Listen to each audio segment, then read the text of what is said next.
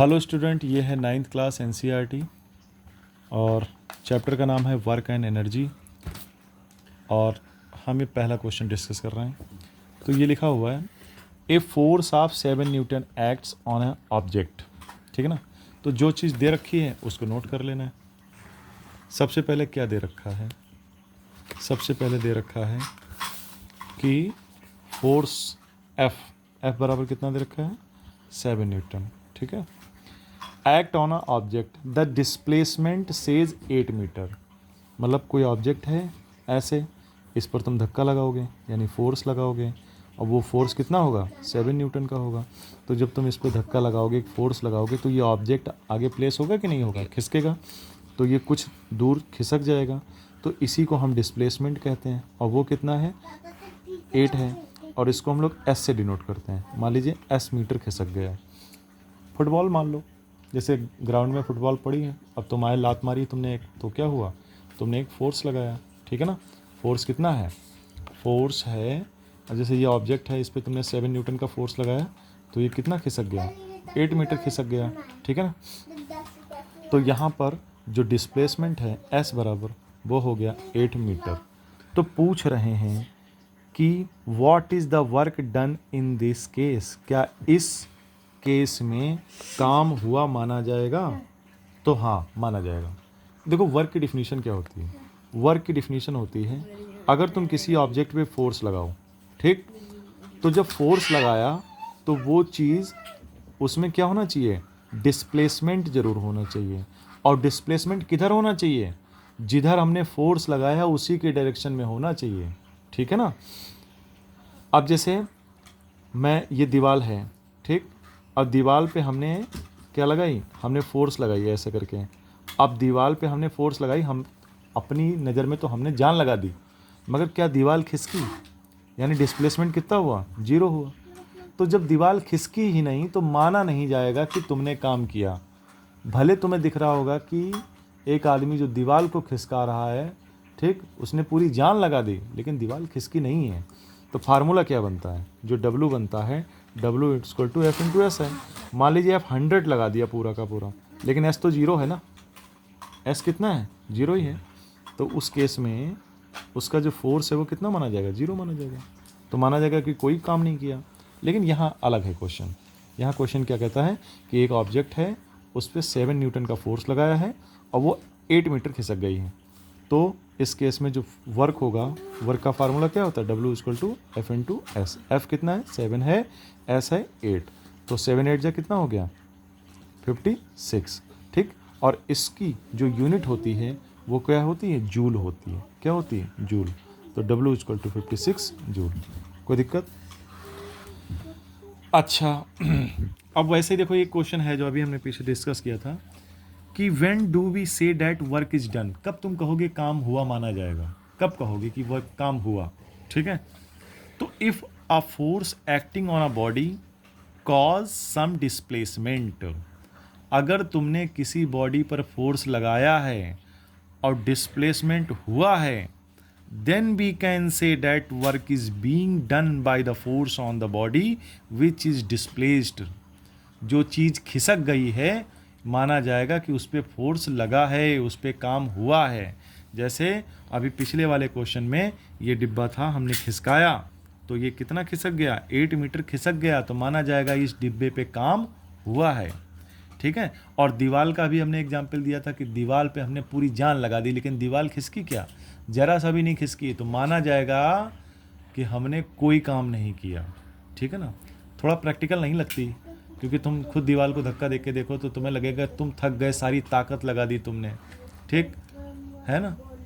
लेकिन लोग मान रहे हैं कि तुमने कुछ काम ही नहीं किया। ठीक है।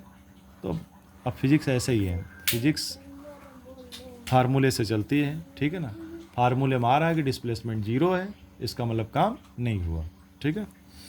क्वेश्चन नंबर हम 3 डिस्कस करते हैं।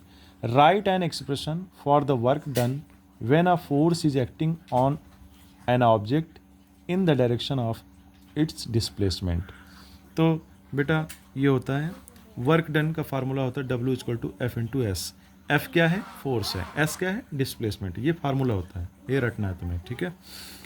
बताया भी गया है कि F फोर्स है और S डिस्प्लेसमेंट है, तो फार्मूला क्या बनेगा वर्क का, W=FS। ये क्वेश्चन हो सकता है। अब हम डिफाइन करें 1 जूल क्या है।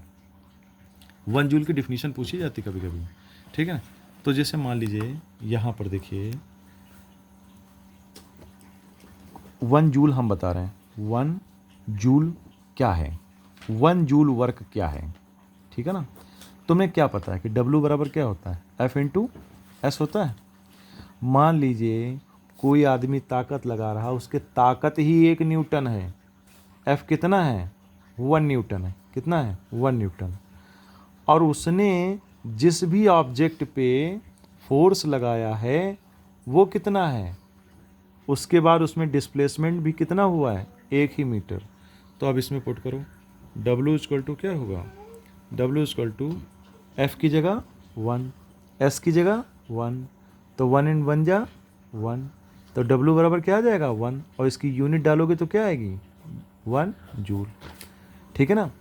तो इसको तुम बना के भी लिख सकते हो, वरना तुम्हें डिफिनीशन पूरी की पूरी रटनी पड़ेगी।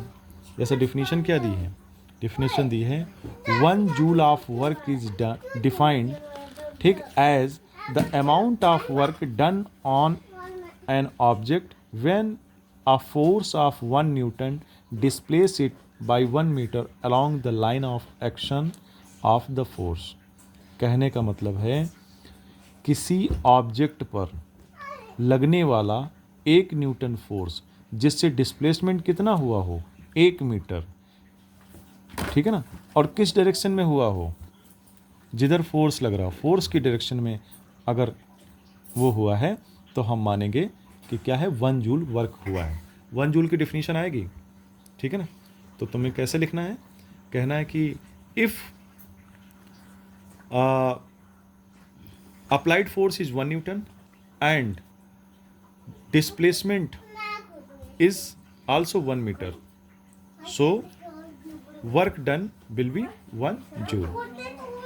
तो वो पूछेंगे 1 जूल क्या है, तो कहते 1 जूल वो एनर्जी है, अगर मैं इसको घुमा के लिखूं तो 1 जूल क्या है, 1 जूल वो एनर्जी है या वो वर्क है जो किसी ऑब्जेक्ट पर 1 न्यूटन फोर्स लगाता है, जिसकी वजह से उसमें 1 मीटर का डिस्प्लेसमेंट होता है, ठीक है।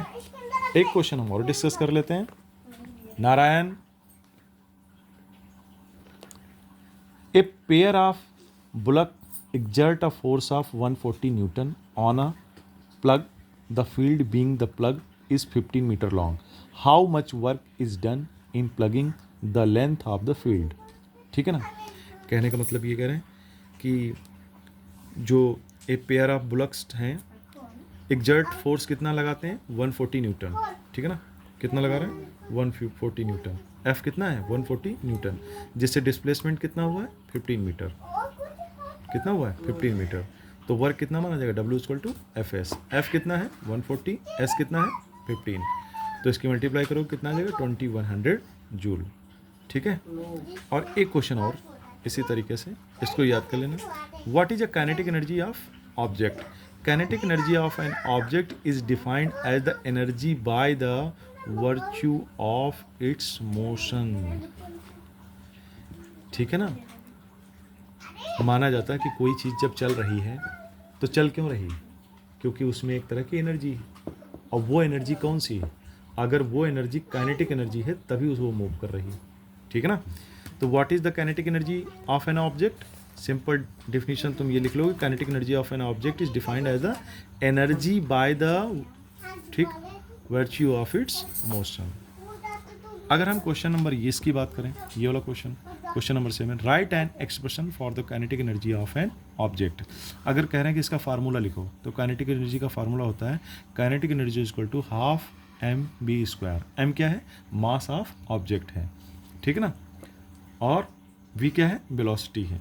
मान लीजिए कोई एक ऑब्जेक्ट है, जैसे हवा में हमने पत्थर ही फेंक दिया, तो जो पत्थर भाग रहा है वो किस स्पीड से भाग रहा है, v स्पीड से, उसका मास कितना है, m है, तो इसकी काइनेटिक एनर्जी मानी जाती है, काइनेटिक एनर्जी होती है ½ mv², ठीक है ना।